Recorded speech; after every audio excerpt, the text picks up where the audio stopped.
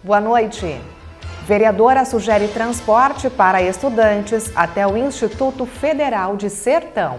São alunos de baixa renda e que não têm condições de semanalmente, porque no Instituto Federal é integral, né? O horário de aula deles é o dia todo, então eles vão para o campus na segunda-feira e retornam na sexta. Psicopedagoga afirma que escrita espelhada não é sintoma exclusivo de dislexia. Eu posso ter passado, você pode ter passado, o seu filho pode ser que passe por este processo também. Então ele acaba sendo muito mais comum, mas nós como adultos acabamos não esperando isso. Colégio Tiradentes de Passo Fundo está entre os melhores do país. Não é só intelecto, é a formação desses jovens para a inclusão em nossa sociedade. A formação de cidadãos para a inclusão no nosso meio social que venham a contribuir para uma sociedade sadia.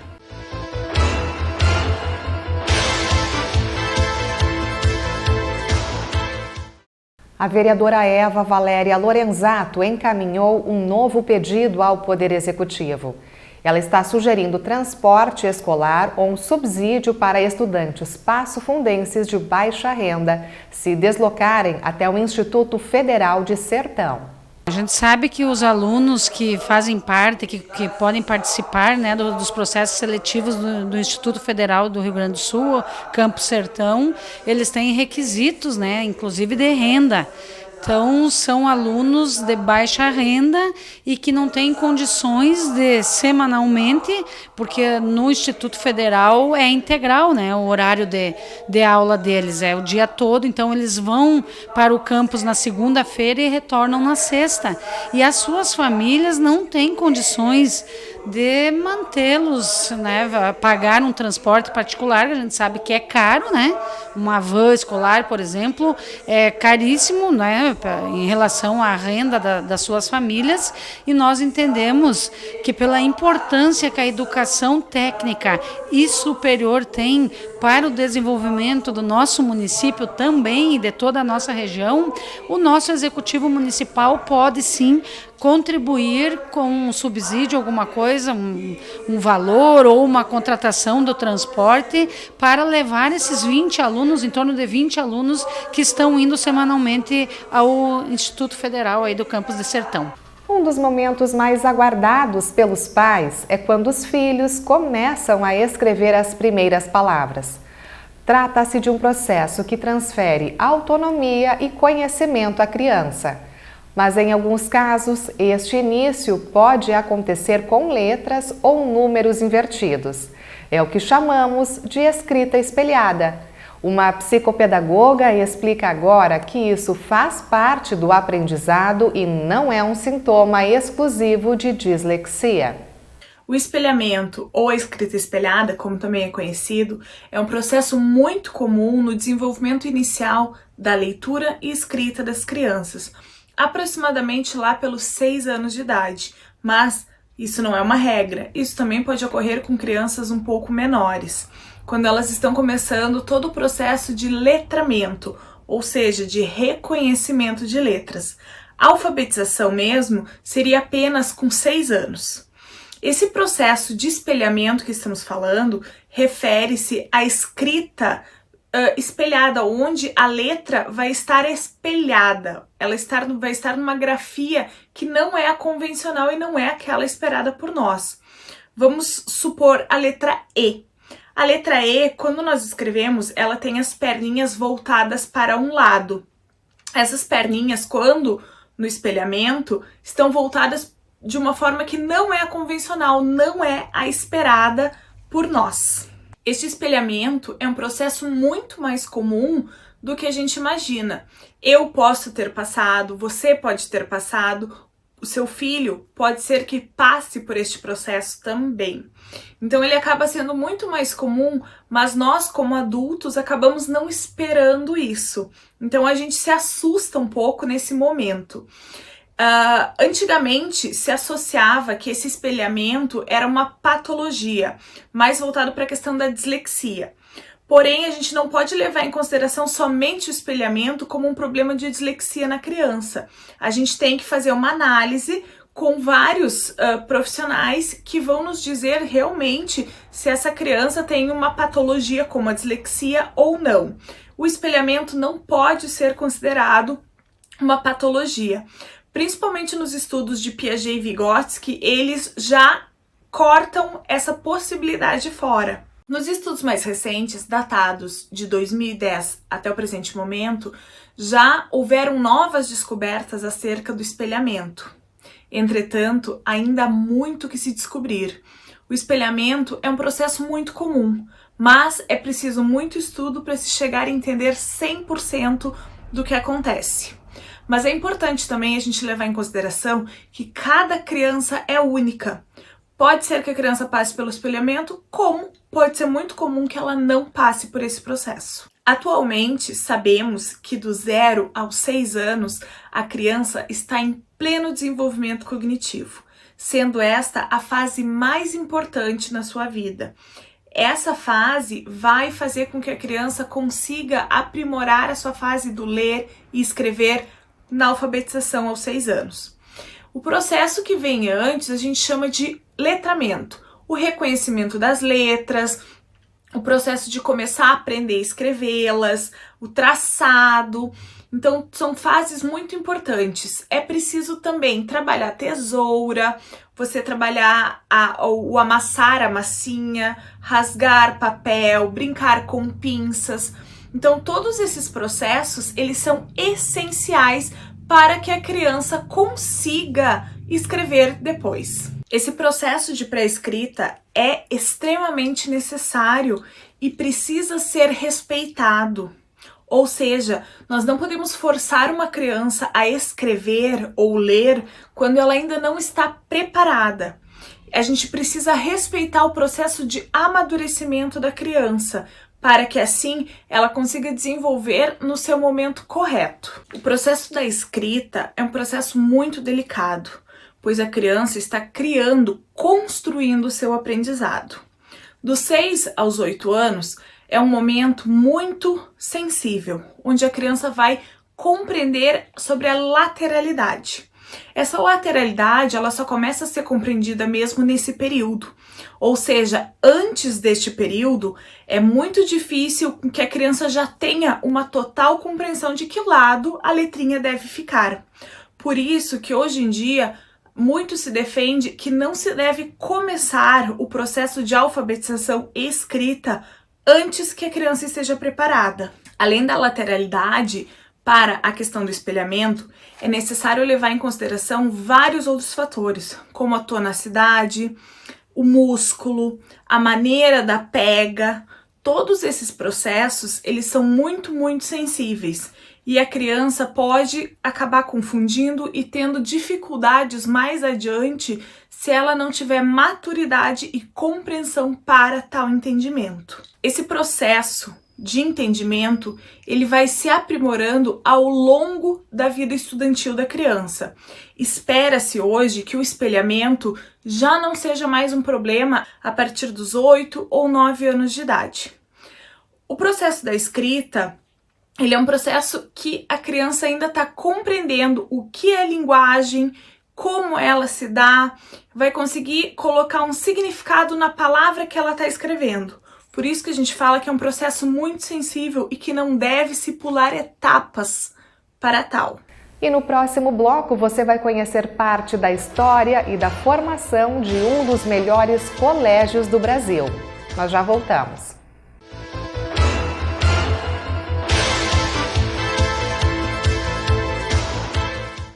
Para você, o que é ser criança?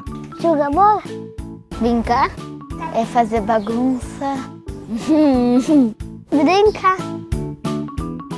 Amor? Amor. Não sei. Um monte de coisa.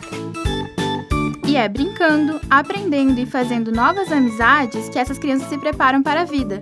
E você pode ajudá-las a transformar o mundo, doando para a ONG Amor. ONG Amor, criança sendo criança. Virar mãe é uma experiência incrível, cheia de mudanças e surpresas e muita vontade de pedir socorro! E agora, aquela que tudo sabe como conseguir um salário maternidade. Tcharam! Mamães de primeira viagem já podem apertar o cinto. Toda mulher que contribuiu no INSS nos últimos 10 meses e teve um filho, adotou ou teve um aborto espontâneo, tem direito ao salário maternidade. O valor depende da situação da trabalhadora, mas normalmente o auxílio dura 120 dias. Se você está desempregada, precisa verificar no posto do INSS se tem direito a receber o benefício. Para consultar sua situação, solicitar seu dinheirinho ou tirar qualquer dúvida, é só ligar no 135. Moral da história! Toda mulher que contribuiu nos últimos 10 meses ao INSS tem direito a até 4 meses de salário maternidade. Se você está desempregada, precisa checar no posto de atendimento se sua situação permite o benefício. E para qualquer dúvida, é só ligar no número 135 para esclarecer tudo, tintim por tintim. E novamente, a Super Socorro salva o dia, provando que toda mãe pode aproveitar os seus direitos. E quando a próxima dúvida aparecer, você já sabe quem chamar.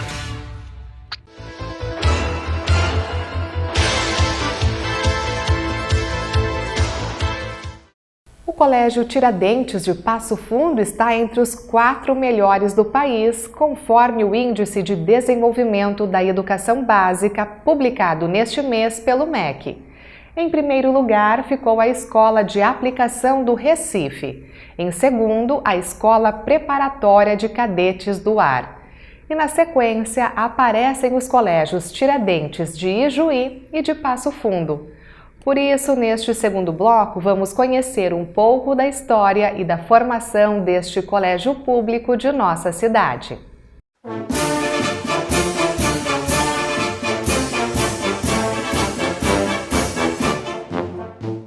Inicialmente foi um orgulho, uma satisfação, né, ter sido o primeiro comandante com o colégio funcionando, onde nós pegamos o colégio em 2008, com uma estrutura ainda deficiente, faltando vários documentos para que o Conselho Estadual de Educação pudesse credenciar a escola a funcionar. E desde esse período nós conseguimos, em 6 meses de comando, aprovar junto ao Conselho Estadual de Educação para que o Colégio Tiradentes funcionasse em Passo Fundo, o primeiro colégio do interior do estado. Eu, como um ex-aluno do Colégio Tiradentes, tive a satisfação então de fazer funcionar o Colégio Tiradentes, onde trouxemos todos a expertise do Colégio Tiradentes, que já existia desde 2000, né, em Porto Alegre, onde eu fui parte da quarta turma do Colégio Tiradentes. E como comandante do colégio, nós iniciamos então toda a estrutura do colégio com professores, alunos, fazendo então uma seleção inicial. Seleção essa que até hoje, né, eu quero parabenizar a todos os pais e alunos que naquela época acreditaram no colégio. Na época não tínhamos estrutura como temos hoje no Colégio Tiradentes. E por 7 anos estive à frente do Colégio Tiradentes. Foram mais de 5 turmas formadas e 7 turmas acompanhei do início do primeiro ano. Então foi uma grande alegria e satisfação estar à frente do colégio. Eu tive a oportunidade de participar dessa trajetória da história, né, desde quando o colégio começou com alunos em 2009. O primeiro o comandante com alunos, que foi o coronel Giuliani, ele convidou alguns pais, né, alguns militares cujos filhos iriam prestar o primeiro concurso para uma reunião. Nos reuniu aqui onde nós estamos, aqui no colégio, mas a estrutura era diferente, havia uma casa ali perto onde é a quadra, que era o gabinete do comandante, e ali se formou o primeiro círculo de pais e mestres, porque nós precisávamos, na época, ter uma pessoa jurídica para sair junto à sociedade civil organizada solicitando apoio, né? Porque para que o colégio iniciasse com alunos, haviam várias exigências a nível estadual, né? Pelo Conselho Estadual de Educação, laboratório de biblioteca, e nós precisávamos de verba para isso. E se formou então o primeiro CPM. Meu filho Ele fez parte da primeira turma, né, hoje formado pela Universidade Federal do Rio Grande do Sul em Engenharia Mecânica. A minha filha fez parte da sexta turma, também hoje é acadêmica de Direito na Universidade Federal em Porto Alegre. Então a trajetória da minha família é muito ligada com Tiradentes. A minha esposa, quando começou as aulas em 2009 com a primeira turma, minha esposa foi eleita a primeira presidente do CPM, né? E nós tivemos todo esse envolvimento, esse engajamento. A gente tinha acabado de mudar para Passo Fundo, residir aqui. Então, de forma voluntária, um convite do Coronel Giuliani na época, eu e meu esposo, o Tenente Coronel Marco, a gente iniciou as tratativas de como seria o colégio, como seria toda a estrutura. E nesse sentido a gente iniciou a se envolver. Na época, então, eu não estava trabalhando, foi um trabalho voluntário.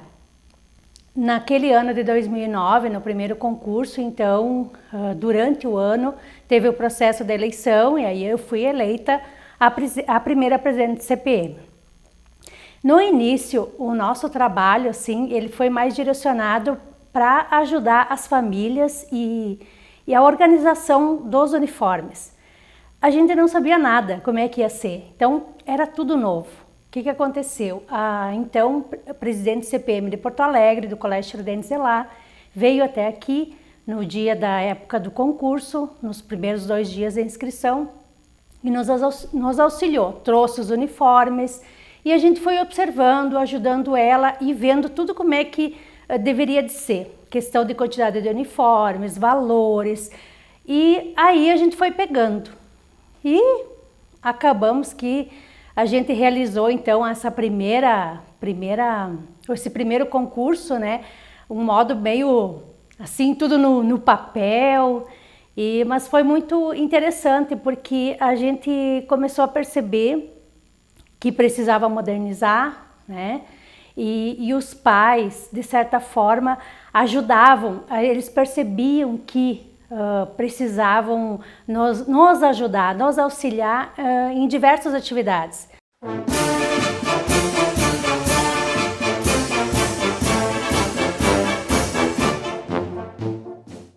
Hoje, nós contamos com 260 alunos no Colégio Tiradentes. Eles são divididos em 9 turmas, sendo 3 de primeiro ano, 3 de segundo e 3 de terceiro ano, né? Ou seja, a todo ano 90 alunos ingressam. Nossa maior preocupação do Colégio Tiradentes, por mais que as pessoas pensem que seja só intelecto dos alunos, não é só intelecto, é a formação desses jovens para a inclusão em nossa sociedade. A formação de cidadãos para a inclusão no nosso meio social, que venham a contribuir para uma sociedade sadia. A escola são 2 turnos de atividade, ela tem 50% a mais de carga horária de uma escola normal, sendo que algumas dessas 50% são atividades esportivas, que acaba fazendo com que a escola seja referência na parte de esporte no estado. Nós temos aulas normais do ensino público normal e algumas aulas específicas que seriam equivalentes à antiga educação moral e cívica, voltado para a formação de cidadãos que, ao sair da escola, estejam prontos para se relacionar com a sociedade como um todo. Todos eles dispõem de um porte físico muito bom, até pela seleção que é feita na escola, é feita uma prova física para eles. Então eles entram lá e eles procuram melhorar cada vez mais a parte física, a atividade física. Os nossos professores são extremamente profissionais nessa área, trabalham atletismo, vôlei, natação, futebol masculino, feminino, tem triatlo, né, tiro militar. Então, para eles, para os alunos, é uma felicidade quando tem os jogos interturmas, as Olimpíadas entre os colégios Tiradentes. É um dos melhores eventos que eles citam, né, em toda a permanência deles na escola. Então, é extremamente salutar vincular, né, o esporte à educação. E estas foram as informações do Jornal da Câmara de hoje. Obrigada pela audiência, uma ótima noite e até amanhã.